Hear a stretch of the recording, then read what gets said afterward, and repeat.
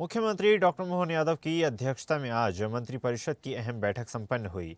बैठक की शुरुआत मंत्रालय में वंदे मातरम के सामूहिक गान के साथ हुई। बैठक में कई महत्वपूर्ण प्रस्तावों को मंजूरी दी गई। डिप्टी सीएम राजेंद्र शुक्ल ने कैबिनेट के फैसलों की जानकारी साझा करते हुए बताया कि प्रदेश विकास योजनाओं को गति देने के लिए कई बड़े कदम उठाए गए हैं और इसके साथ ही 13 नवंबर को इंदौर में संपन्न हुए एमपी टेक ग्रोथ कॉन्क्लेव में 15,000 करोड़ रुपए से अधिक के निवेश प्रस्ताव प्राप्त किए गए। सरकार का दावा है कि इससे प्रदेश में करीब 64,000 युवाओं को रोजगार मिलने का मार्ग खुलेगा। प्रदेश भर में जनजाति गौरव दिवस धूमधाम से मनाया गया। इसी दौरान एक और बड़ी उपलब्धि आई। पन्ना जिले को हीरे का जीआई टैग प्रदान किया गया, जिसे प्रदेश के लिए गर्व की उपलब्धि माना जा रहा है। मुख्यमंत्री ने अधिकारियों को निर्देश दिए कि लाडली बहना योजना से जुड़ी महिलाओं को रोजगार और स्वावलंबन से जोड़ने के लिए नई कार्य योजना तैयार की जाए।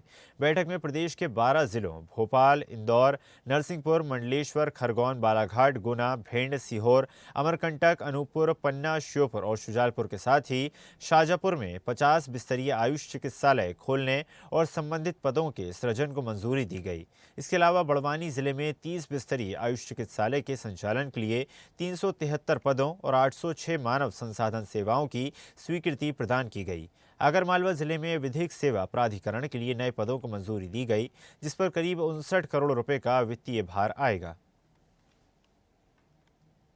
भूमि आवंटन नीति, प्रोत्साहन इत्यादि पर बहुत ही विस्तार से चर्चा हुई है। भारतीय सेना और राष्ट्रीय अंतर्राष्ट्रीय कंपनियों के प्रतिनिधियों को वहाँ पर बुलाया गया था। 1 to 1 उनसे चर्चा हुई। भारतीय सेना के मेजर कर्नल गौतम महाजन, ब्रिगेडियर MS रंधावा जैसे बड़े अधिकारी वहाँ पर उपस्थित थे। कॉन्क्लेव में निवेश और उद्योग संवर्धन के लिए 9 कंपनियों को भूमि आवंटन के लिए आशय पत्र भी जारी किए गए हैं।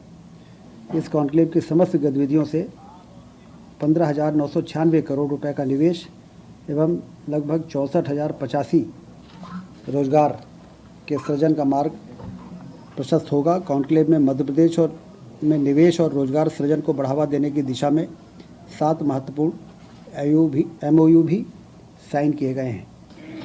इसी प्रकार से स्पेस टेक नीति 2025 के मसौदे का भी अनावरण हुआ है। यह नीति राज्य को भारत की स्पेस टेक अर्थव्यवस्था में अग्रणी स्थान दिलाने की दिशा में महत्वपूर्ण पहल है, जिसके माध्यम से अंतरिक्ष प्रौद्योगिकी, स्पेस टेक्नोलॉजी, अनुसंधान, निवेश और रोजगार के नए द्वार खुलेंगे। ताज़ा खबरों के लिए लाइक, फॉलो और यूट्यूब पर सब्सक्राइब कर बेल आइकन दबाएं। साथ ही हर अपडेट के लिए विजिट करें स्वदेशलाइव.com।